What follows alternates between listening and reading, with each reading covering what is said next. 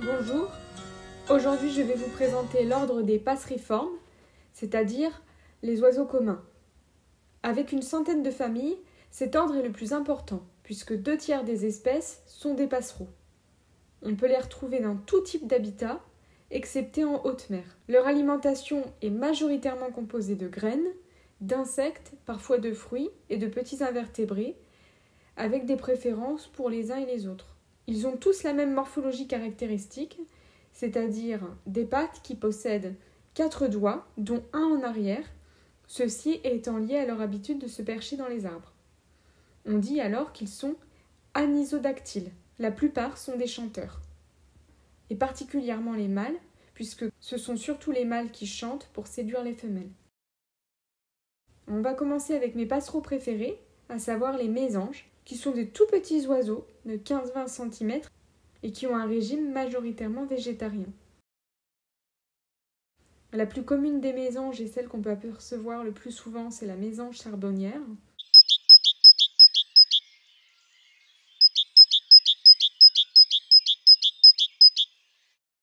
Comme vous pouvez l'entendre, son chant est très simple à reconnaître, de la même manière que son apparence, puisqu'elle possède une petite tête noire, un dos avec des nuances de vert, un ventre jaune, des petites joues blanches et un trait vertical noir sur le ventre qui est plus épais chez les femelles.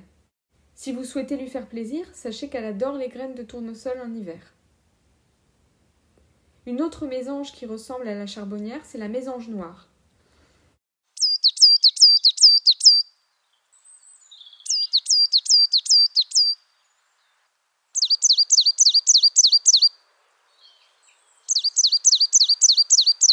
Alors la mésange noire, elle a aussi une tête noire, mais elle est plus petite et elle a un dos gris et un ventre plutôt blanc sable.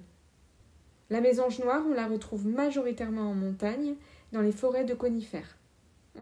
La mésange nonnette,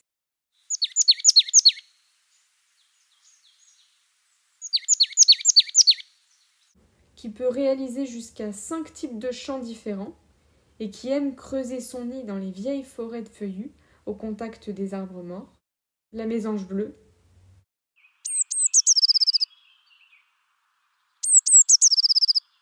qui je trouve la plus mignonne, la plus colorée de toutes. La mésange huppée,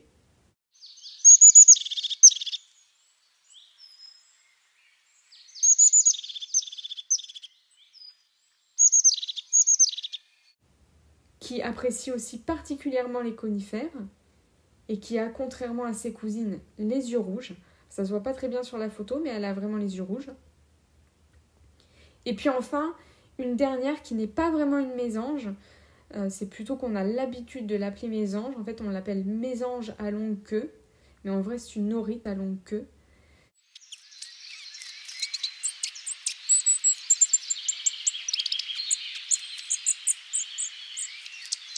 Donc c'est pas une vraie mésange, puisque contrairement à ces dernières, l'aurite à longue queue descend rarement à terre pour s'y nourrir. Par contre, comme les mésanges, elle peut se suspendre à l'envers ou tenir sa nourriture dans une patte.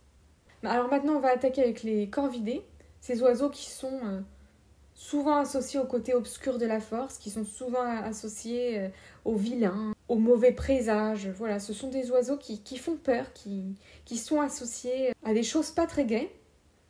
Donc les corvidés, ils sont totalement omnivores, plutôt prédateurs. La plupart vivent en groupe, plus ou moins importants, et il y a une couleur dominante, le noir. En termes de taille, ils sont plutôt grands puisqu'ils mesurent entre 50 et 80 cm d'envergure. Donc beaucoup plus grands que les mésanges qu'on a vus précédemment. Donc c'est parti. Donc la première, souvent nommée à tort corbeau, c'est la corneille noire.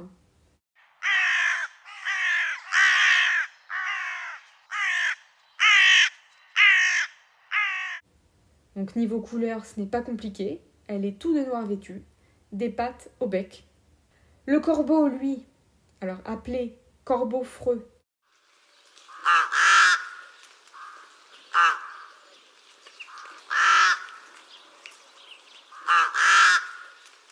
est assez différent. Alors c'est un oiseau proche, de loin c'est sûr qu'on peut se tromper, mais il a un bec plus long déjà, légèrement plus épais, et surtout il a la face déplumée, assez grise, au niveau de la base du bec, ce qui permet de le différencier de la corneille.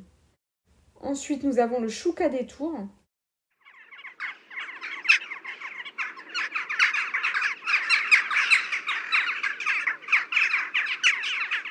Qui est reconnaissable à son œil bleu pâle et son bec très court. Puis deux oiseaux qui peuvent être mélangés, c'est le chocard à bec jaune.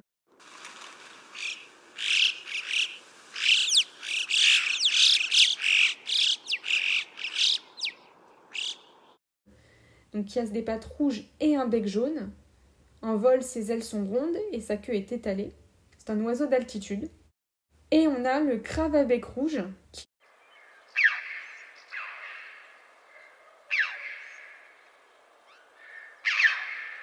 qui ressemble au chocard à bec jaune, excepté que son bec est rouge de la même manière que ses pattes. Donc là, c'est vraiment la couleur du bec qui permet de différencier les deux oiseaux. Et donc le crave à bec rouge, on le trouve aussi en montagne et au niveau des falaises côtières.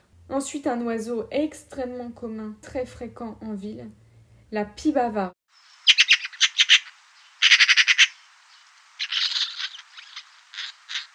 Alors la pie bavarde, elle est noire et blanche avec des reflets bleu-vert au niveau des ailes et de la queue. Et c'est un oiseau un peu plus solitaire que les autres corvidés. Enfin, chez les corvidés, je vais vous présenter le geais des chênes.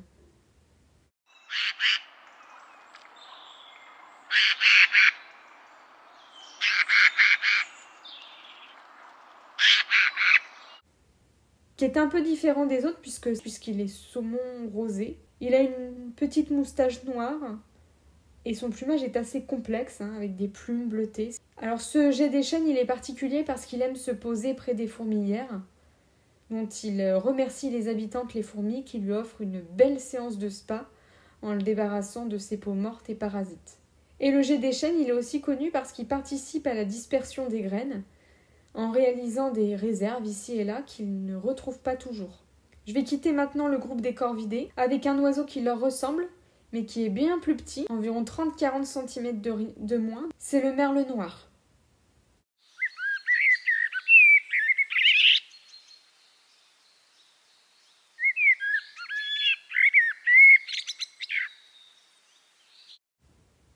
Alors le merle noir, c'est un oiseau très très fréquent en ville. Il a un chant flûté qui peut souvent être entendu le matin. Et si le mâle est tout noir, avec son bec jaune-orange, il faut savoir que la femelle est brune. Et il faut savoir qu'au sol, il ne marche pas, il n'est pas capable de marcher, mais il sautille.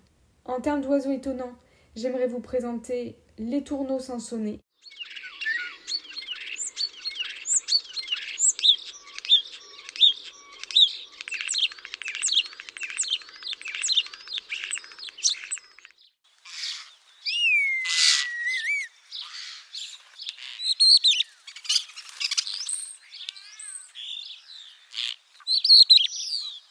Il a un plumage qui est magnifique, avec des très beaux reflets au soleil. En taille, il est assez proche du merle noir. Par contre, à la différence du merle noir, il est capable de marcher au sol. Et puis les tourneaux sansonnés, il est assez extraordinaire parce que c'est un imitateur très doué, avec un chant très très riche. Il peut imiter des grincements, des alarmes, mais aussi réaliser des notes flûtées ou des chuintements. Donc c'est quasiment impossible à reconnaître dans le sens où il n'y a pas de motif très distinctif. Toujours chez les passeriformes, je vais maintenant passer aux granivores, donc les mangeurs de graines, qui sont les fringiles. Ils ont un bec puissant qui leur permet de manger des graines. Et il faut savoir que plus le bec est gros, plus il est fort. Et en ce qui concerne le lieu d'habitation des fringiles, ils peuvent être beaucoup rencontrés en forêt ou dans des parcs. Et ils mesurent en taille à peu près 20-30 cm. Premier fringile que j'ai choisi de vous présenter, le gros bec.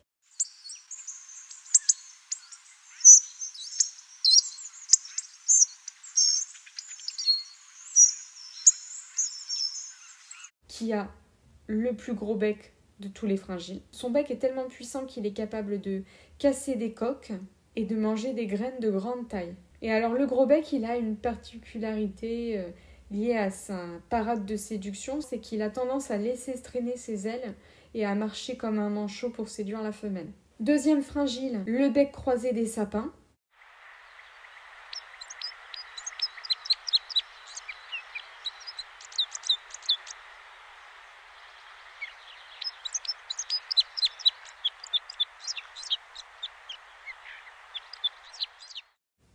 qui est le seul fringille à avoir un bec croisé. Plusieurs sous-espèces vivent en Europe et toutes émettent des cris particuliers liés à la forme de leur bec, celui-ci variant avec le conifère exploité. Donc en fait, on remarque que les becs croisés qui consomment des graines de pin ont un bec plus important, plus épais, plus costaud, plus puissant que ceux consommant des graines de sapin ou d'épicéa. Et ce bec croisé des sapins, il a l'habitude de s'accrocher au cône dont il extrait les graines. Côté apparence, le bec croisé a une tête légèrement disproportionnée par rapport à son corps, et le mâle a un plumage rouge-jaune, quand la femelle a un plumage qui tire au vert. Troisième fringille que j'ai choisi de vous présenter, le bouvreuil pivoine.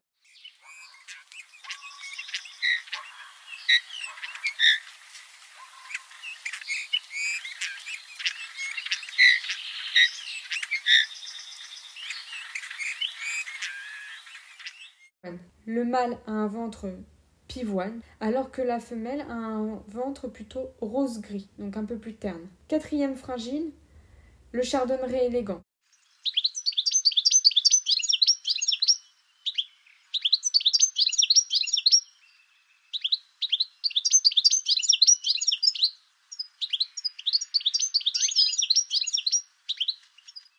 Alors lui, contrairement aux autres, il est un peu plus connu, notamment pour ses couleurs assez vives, sa face rouge, la zone jaune vif sur ses ailes. Cinquième fringille, la linotte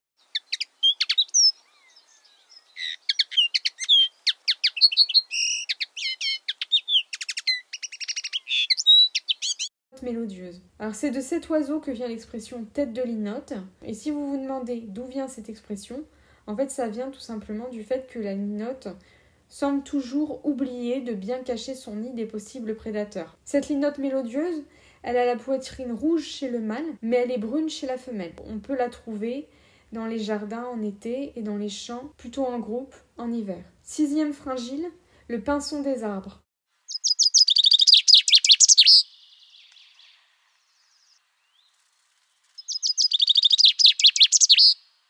Le mâle est plus coloré que la femelle et au sol, il a tendance à marcher par à-coups. Il est très souvent perché dans les arbres. Septième, le sérincini.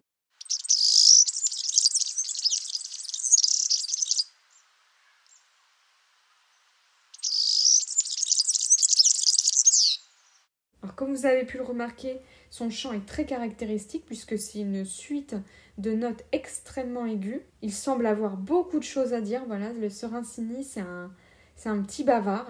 Il peut être entendu généralement à partir de mars. Il a une dominante jaune, même si la femelle est plus terne et plus rayée que le mâle. Son bec est court.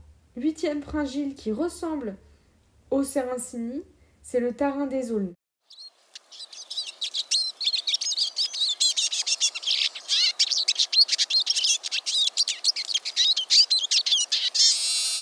Il n'a pas une dominante de jaune, mais il est noir, vert et jaune. Le mâle possède un petit béret noir et une face noire que la femelle ne possède pas. Son bec est pointu et les juvéniles des tarins des aulnes ont la caractéristique d'avoir le bord des ailes blanc. Neuvième et dernier fringille, le verdier d'Europe.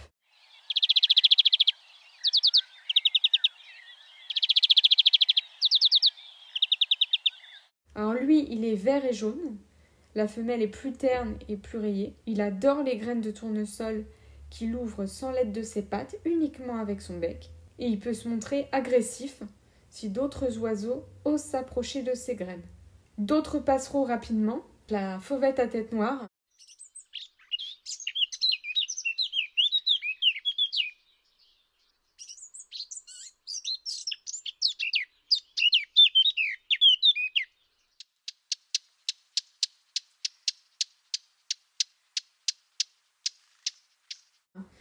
Donc qui fait à peu près 20 cm environ. Encore une fois, une différence entre le mâle et la femelle, puisque le mâle porte un béret noir, tandis que la femelle porte un béret brun. Le rouge-gorge.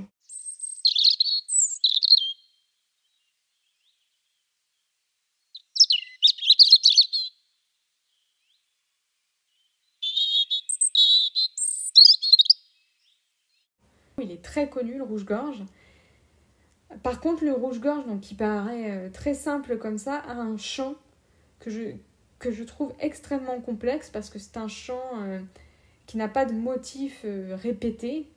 C'est un chant assez flûté, un petit peu varié. Autre passereau qui, lui, pour le coup, a un chant caractéristique, le rouge-queue-noir.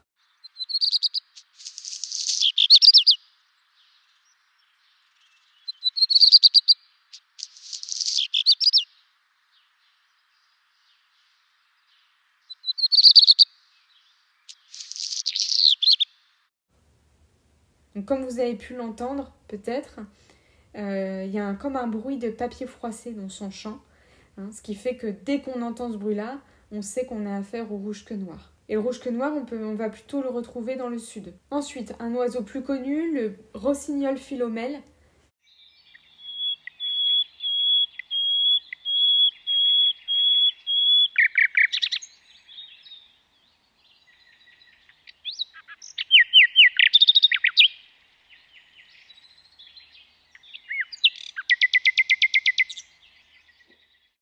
qui a un plumage très banal, mais qui a un chant mélodieux, très connu, très apprécié. Et ce rossignol, il faut savoir qu'il ne mange que des insectes et leurs larves. Donc c'est un insectivore pur. Ensuite, un oiseau très très mignon, c'est le pouillot véloce.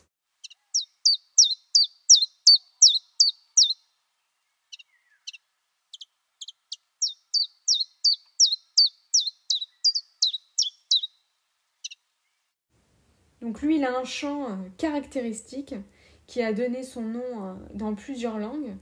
Par exemple, en anglais, on l'appelle Chief Chaff.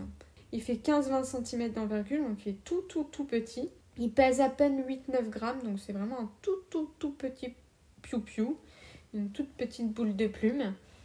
Et c'est un migrateur qui arrive en général vers le mois de mars. Ensuite, on a le bruant jaune.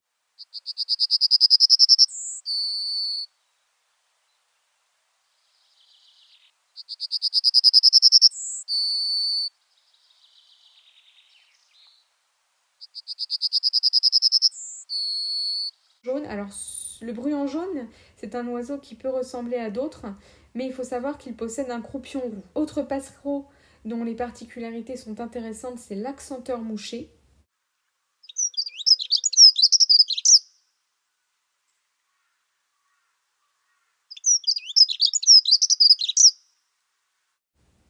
Il a une face grise et un dos marron rayé. Il forme souvent un couple, mais ça peut lui arriver de former un trouble d'une femelle et deux mâles. Voilà. Et vraiment cette configuration, une femelle et deux mâles, l'inverse, c'est-à-dire un mâle et deux femelles, étant beaucoup plus rare. Autre passereau, autre particularité avec la citelle torche-peau.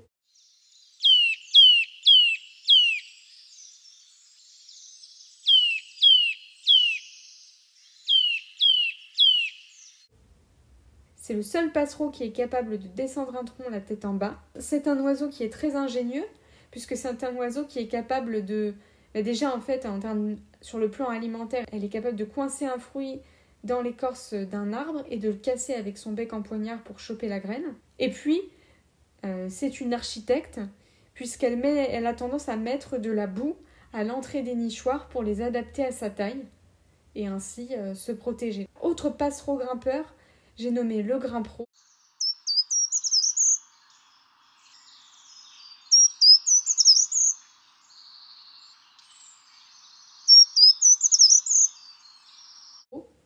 Qui a l'habitude de grimper le long des troncs avec l'aide de sa longue queue pour aller capturer les petits invertébrés qui se trouvent sous les écorces et dans les fissures des troncs.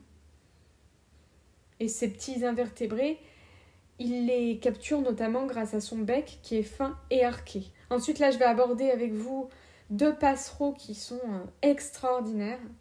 Le premier, c'est le Ticodrome échelette.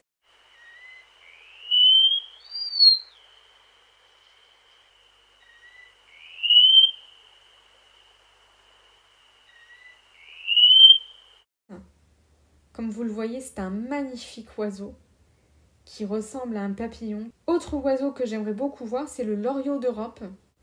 Alors, c'est un oiseau qui ressemble à un oiseau tropical avec sa couleur jaune vif, mais qui pourtant vit chez nous, en Europe, et qui se cache haut dans les arbres. Voilà, c'est un oiseau très discret qui se cache très très haut dans les arbres. et tant d'autres espèces et sous-espèces chez les passeriformes, donc comme notamment là, le moineau, l'alouette des champs, l'hirondelle, les roitelets, les bergeronnettes. Je vous dis merci pour votre écoute et à la prochaine pour aborder les oiseaux des plans d'eau.